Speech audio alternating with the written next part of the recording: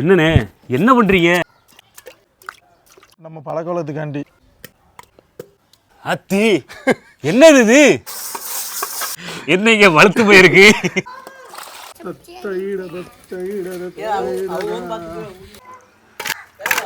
திடீர்னு உடையுதான், திடீர்னு கரைச்ச புளி. மாமாதான் அறிவாளி. ஒரே ஒரு மீன் தாங்கக்கா. வாவ், அதெல்லாம் அல்டிமேட்டு. இன்னைக்கு இதை கொண்டு போய் கொடுத்து எப்படி சமைச்சு சாப்பிடுறது மட்டும் பாருங்க.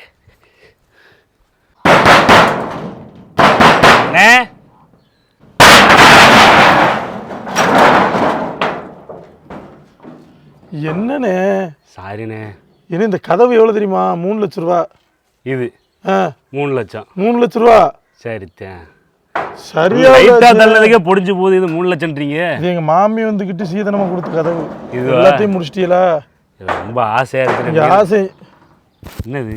என்னண்ணே என்ன பண்றீங்க? இருங்க என்ன 45 25 65 70 ஒரு 5000 70 65 75 ஒரு 80 ரூபா தேருது. ஆனாலும் உங்களுக்காண்டினே ஆனால் உண்மையிலே நம்ம பழக்கவழத்துக்காண்டி இவ்வளோ காலம் பழகிருக்கோம்ல.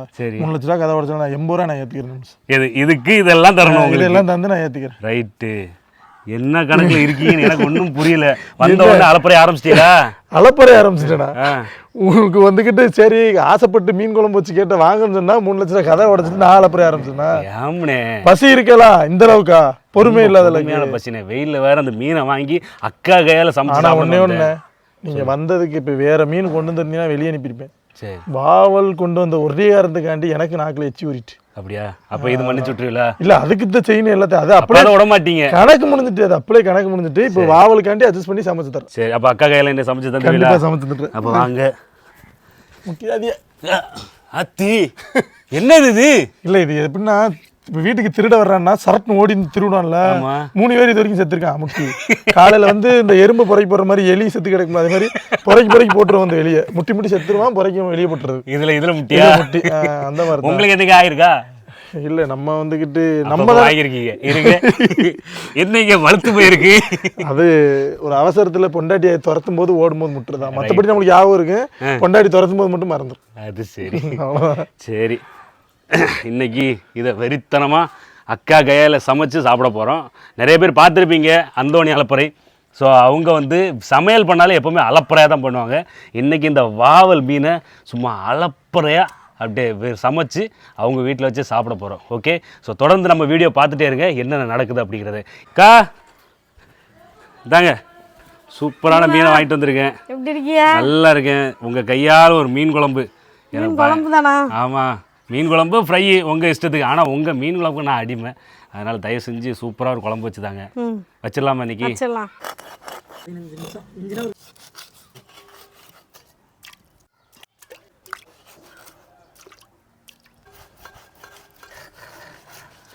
இப்போ பார்த்துட்ருக்க நண்பர்களுக்கு ஒரே ஒரு கேள்வி கேட்குறேன். இப்போ நீங்கள் பார்த்துருக்க பார்த்தீங்கன்னா கருப்பு வாவல், சரியா? இந்த வாவலை வந்து நீங்கள் குழம்பு வச்சு சாப்பிடணும்னு நினைப்பீங்களா, இல்லை இந்த வாவல் உங்கள் கையில் கிடச்சின்னா ஃப்ரை பண்ணி தான் சாப்பிடணும்னு நினைப்பீங்களா? உங்களோட கமெண்ட்டை சொல்லுங்கள். நீங்கள் என்னவா இதை சாப்பிடுவீங்க? உங்களுக்கு இந்த மீன் பிடிக்குமா அதை சொல்லுங்கள்.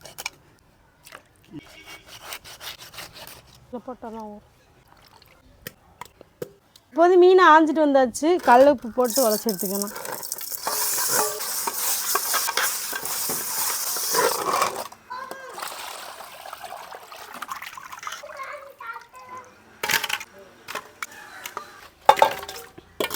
நல்லா 3-4 வாட்டி உலசி கழுவணும்.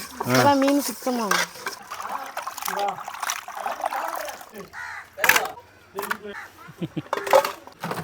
உப்பை போட்டு நீட்டாக அதை க்ளீன் பண்ணி எவ்வளோ ஹைஜீனுக்கான ஒரு ஃபுட்டு பார்த்தீங்களா?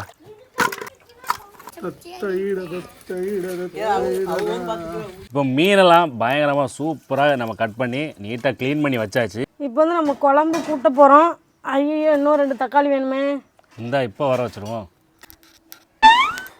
வந்துருச்சு, அடுத்து வந்துருச்சு. 3 தக்காளி மேஜிக் போட்டு எடுத்துட்டோம். போதுமா? இன்னும் வேணுமா? போதும். இது எந்த கடையில் வாங்கியிருக்க மாட்டேனே. அது சரி. இப்போ வந்து குழம்புக்கு தனியாக பொரிக்கிறதுக்கு தனியாக மீனை பிரித்து எடுத்தாச்சு. இது பொரிக்கிறதுக்கு நல்ல நல்ல பீஸாக, இது வந்து அங்கிட்டு இங்கிட்டு வெட்டினது பூரா குழம்புக்கு. இப்போ வந்து குழம்பு கூட்ட போகிறோம். அதுக்கு வந்து அரைச்சி தேங்காய், அதுக்கப்புறம் உங்கள் மீனவன் வீட்டு மசாலா பொடி, கரைச்சிருவா, ஒரு 2 தக்காளி, குழம்புக்கு ஒரு 4-5 பச்சை மிளகா. எவ்வளோதானே இன்னும்? ரொம்ப நன்றிண்ணே. ஓகே, எப்படின்னா நீ பண்ண வரைக்கும் போதும், புளியை கொடு. இந்த மாதிரிலாம் சொல்லலண்ணே. சண்டா திடீர்னு உடையுதான், திடீர்னு. சரி சரி, வாய் மூடுங்க. கரைச்ச புளி, குழம்புக்கு தேவையான அளவுக்கு உப்பு, தக்காளி பிசைஞ்சு விட்டுக்கலாம். பார்த்தாலே டெம்ட் ஆகுது. அது எவ்வளோ கட்டியாக இருக்கு பத்தியா? இந்த தக்காளியை பறிஞ்ச உடனே தண்ணி ஆயிடும். அப்படியா? ஆமாம். ஏன் தக்காளிக்குள்ளே தண்ணி இருக்குமா? பத்து வருஷம் தெரியல. இந்த வரேன் ஐயா, நான் இந்த பற்ற வைக்கிறேன். அவங்க குழம்பு ரெடி பண்ணிட்டாங்க. நம்ம வந்து அடுப்பை பற்ற வைப்போம். இன்னைக்கு பூரா இதான் நடக்க போகுது. நீங்கள் எப்போ முடிச்சு ஒரு இதோட முடிய போகுது.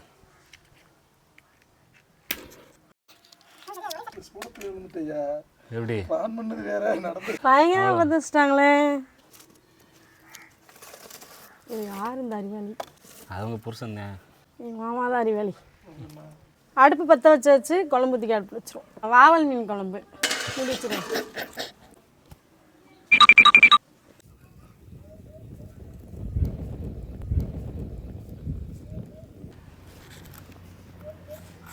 குழம்பு வாசம் வந்துருச்சு அப்படின்னா கொதிச்சிருச்சு நல்லா அப்படின்னு அர்த்தம். சாரிண்ணே.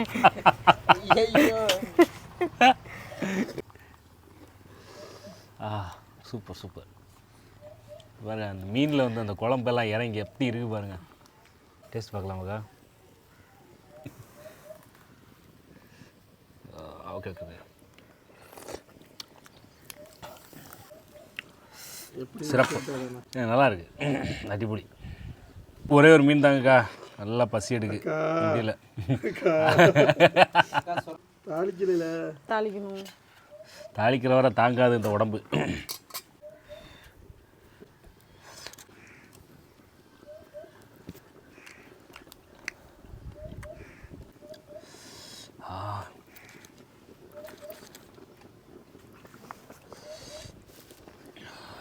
நல்ல சூடாக இருக்கு.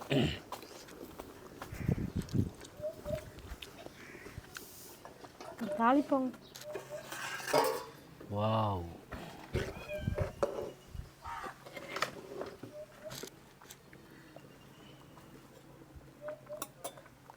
குழம்பு காஞ்சிருச்சு, இறக்கிட்டு தாளிச்சுக்குருவோம். சட்டி சூடாயிருச்சு, தாளிக்கிறதுக்கு எண்ணெய் ஊற்றிக்கலாம்.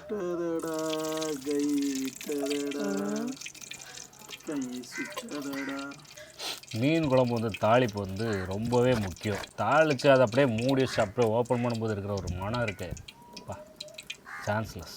தெரியுதா? எண்ணெய் சூடாயிருச்சு, கடுகு போட்டுக்கலாம். கடுகு வெடிச்சோன்னா வெங்காயம்,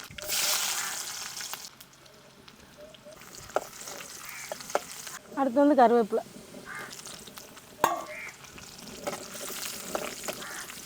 தாளிப்பு குனிஞ்சிருச்சு, எடுத்து குழம்புல கொட்டிடலாம்.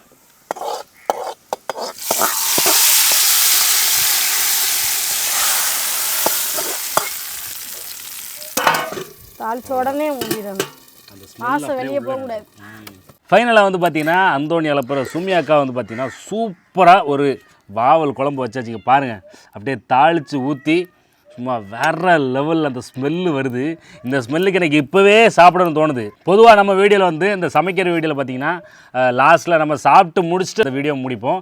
ஆனால் இந்த வீடியோவில் வந்து நம்ம இப்போ இந்த மீனை டேஸ்ட் பண்ணிவிட்டு சாப்பிட்றது வந்து என்ன பண்ண போகிறோன்னா, நாளைக்கு ஒரு வீடியோ வரும். அது வந்து இப்போ அந்தோணி அலப்பறை சேனலில் வந்து பார்த்திங்கன்னா மரியதாஸ்னு ஒரு கேரக்டர் இருக்காப்புல. அவங்க வந்து ஃபுட் சேலஞ்சு அடிக்கடி பண்ணுவாங்க. ஸோ அவங்க வந்து பார்த்திங்கன்னா இந்த மாதிரி குழந்தைகளை வந்து அவங்க ஃபுட் சேலஞ்சில் கூப்பிட்டு அவர் தோக்கடிச்சு நான் தான் கிங்னு தெரிஞ்சிட்டு இருக்காப்புல. ஸோ நாளைக்கு வர்ற வீடியோவில் வந்து நானும் மரியதாஸும் ஃபுட் சேலஞ்சு பண்ண போகிறோம். இந்த அருமையான ஒரு குழம்பு, இந்த வாவல் மீன் பொரிப்பு, இது ரெண்டையும் வச்சு சூப்பரான ஒரு ஃபுட் சேலஞ்சு நானும் மரியதாஸும் சும்மா ஃபைட் பண்ண போகிறோம். சாப்பாட்டில் ஃபைட்டு, ஓகேவா? அதில் யார் ஜெயிக்க போகிறாங்க அப்படிங்கிறத வந்து நாளைக்கு வர வீடியோவில் நீங்கள் பார்த்து தெரிஞ்சுக்கோங்க. ஸோ நானா அவரான்றது வந்து நாளைக்கு பார்த்துக்கலாம், ஓகேவா? ஸோ மக்களே, நம்ம இன்னைக்கு வந்து இந்த ரெடி பண்ணி இந்த குழம்போட டேஸ்ட்டை வந்து சாப்பிட்டுட்டு உங்களை நான் தெரியப்படுத்திக்கிறேன். நீங்கள் பாருங்கள், சும்மா வெறித்தனமாக அந்த குழம்பு அப்படியே நம்ம டிப் பண்ணி வாவல் மீன்னால பொதுவாக வேறு லெவலில் இருக்கும். அதுவும் சுமையக்காக வைக்கிற குழம்பு, அதெல்லாம் அல்டிமேட்டு. அதுக்காகவே அடிக்கடி கிளம்பிங்க வரலாம் போல் இருக்குது. தெரில, அடுத்த வாட்டி வந்தால் நம்ம இந்த கதவை திறப்பாங்களா இல்லைன்னு தெரியாது. இருந்தாலும் பரவாயில்ல. இருப்பதை கொண்டு சிறப்புடன் வாழும் அப்படின்ற மாதிரி இன்றைக்கி தந்த இந்த சாப்பாடை ஒரு பொக்கிஷமாக நினச்சி செம்ம சூடாக இருக்குது. பின்னாடி போட்டி ஓட்டுக்கிறேன், சூடாக இருந்தாலும் தாங்கடா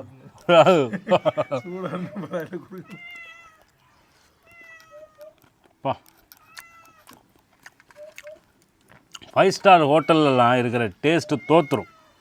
அந்த லெவலுக்கு ஒரு சூப்பரான ஒரு சாப்பாடு ரெடி ஆகிடுச்சு.